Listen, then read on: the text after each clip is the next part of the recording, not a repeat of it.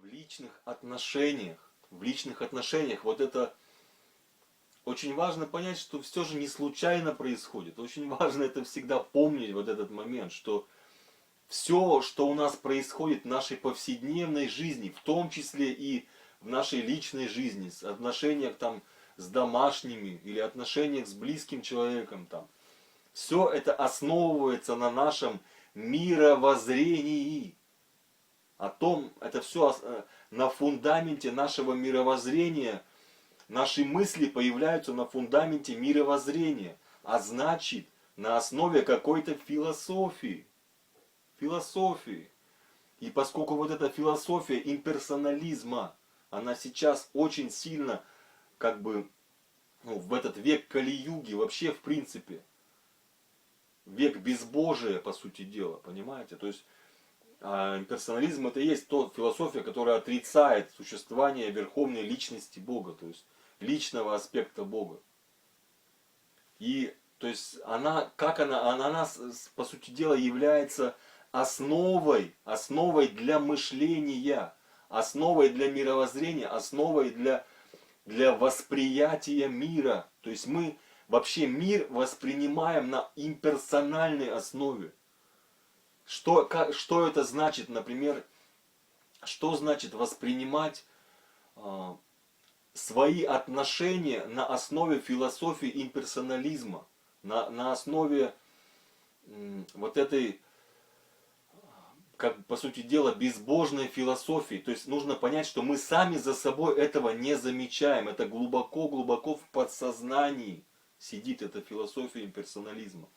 Это означает воспринимать своего близкого человека как приложение, как функцию по отношению к себе. То есть себя мы воспринимаем как личность, свое я мы воспринимаем как реальное, а близкий человек для нас является каким-то приложением к нашей личности.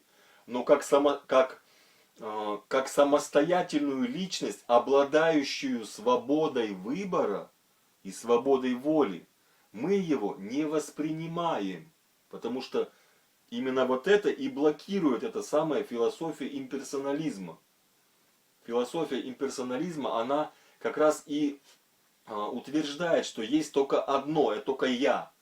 Я, вот это целое, а второй личности, пары уже нет.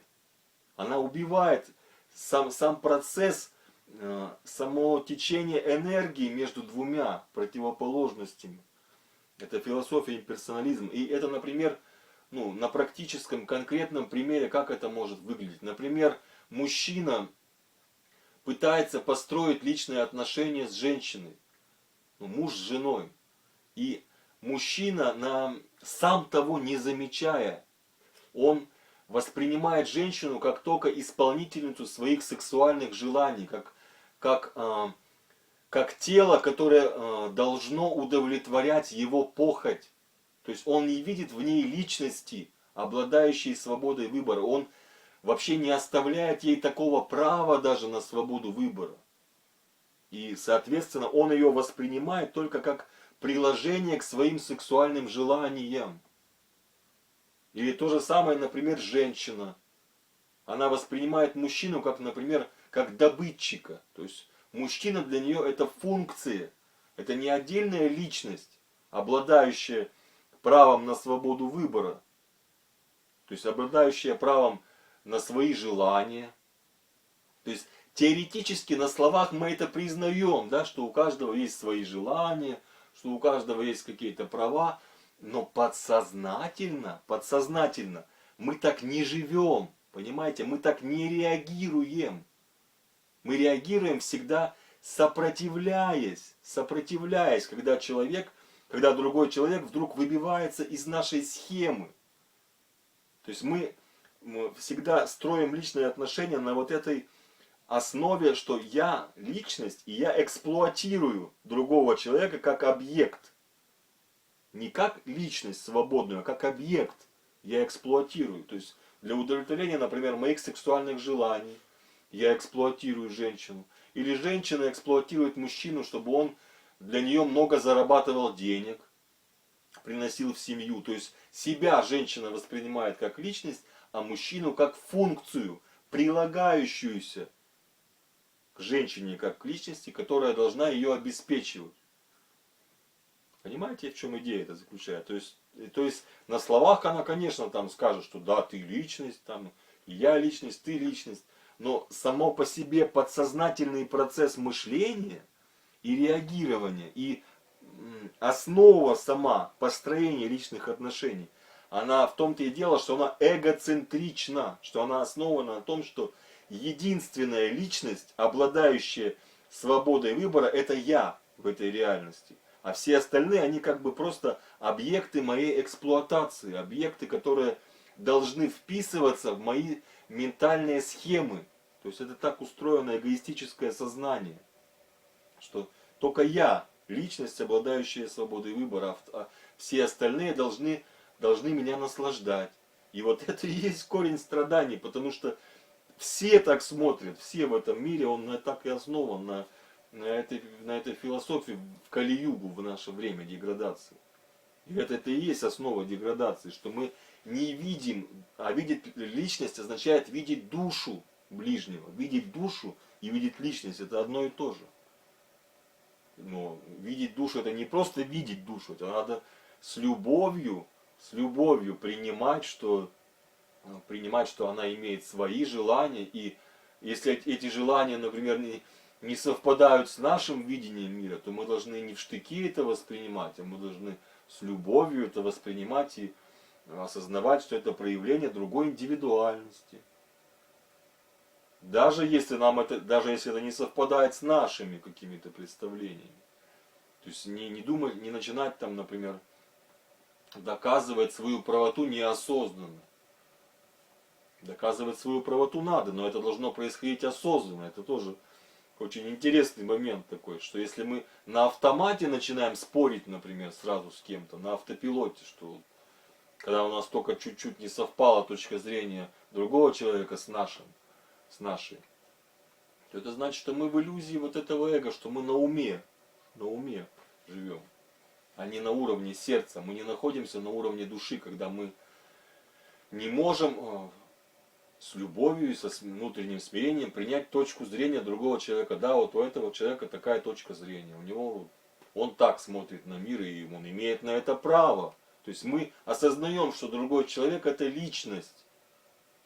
У меня другая точка зрения, но совершенно не обязательно ему навязывать эту точку зрения мою. Понимаете? Не нужно мою личность обязательно спроецировать и задавить другую личность. Не обязательно это делать, если мы живем на основе философии вайшнавизма. Когда мы осознаем, что я личность и ты личность.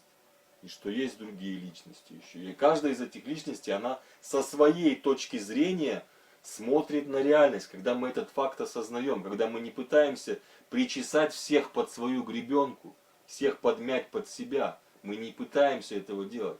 Когда мы воспринимаем трезво реальность. Потому что когда я воспринимаю реальность так, что только личность только я, а все остальные это объекты для моего наслаждения, то это и есть иллюзия. Частный интерес, наши учителя говорят. Шридхара Махарадж, он говорит называет это частным интересом. Основа майи, основа иллюзорного восприятия, это когда я смотрю на мир только со своей колокольни, только из своего эгоцентрического интереса, когда я не осознаю, что все остальные это тоже обладающие свободой выбора души, свободные души. Когда я всех пытаюсь построить в свою схему, уложить свой план. Вот в чем заключается корень-то страданий. А если я так не думаю на такой основе, значит у меня, если человек себя, например, там, прилагая это к каким-то личным отношениям, что, например, жена себя ведет не так, как нравится мужу, то муж на это, он не реагирует на это неосознанным выплеском агрессии, например, каким-то. Да, он может там что-то сказать, поправить, но он это делает осознанно, это у него не вылетает на автопилоте, какой-то гнев. Если поведение жены не вписывается в его схему. Понимаете разницу или нет? Что можно, например, даже